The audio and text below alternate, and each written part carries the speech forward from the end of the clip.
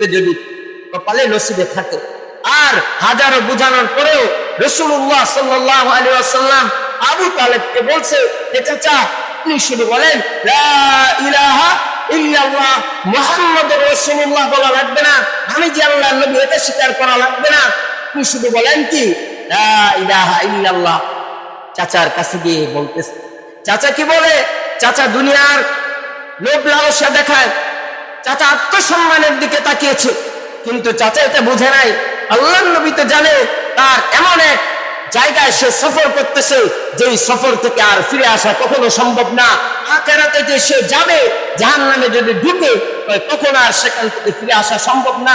তাই আমি চাই মহব্বত করে আমার চাচাকে কমপক্ষে কালেমাটা পড়ায়া লা ইলাহা ইল্লাল্লাহ মুহাম্মাদুর রাসূলুল্লাহ বলায়া তাকে নাকি একটু জান্নাতে ঢুকাইয়া দেই। আমার তো জ্বলতেছে, আমার তো কষ্ট লাগতেছে। কে বলে? মুহাম্মাদুর রাসূলুল্লাহ সাল্লাল্লাহু আলাইহি ওয়াসাল্লাম। আমাকে তুমি রাসূল হিসেবে স্বীকার করার দরকার নেই, তুমি শুধু আল্লাহকে বলো, আল্লাহ ছাড়া কোনো মাবুদ নাই। এই কথাটা বলো না আমার কানে, এই কথা বলে তুমি জাহান্নাম থেকে বাইচে যাও না।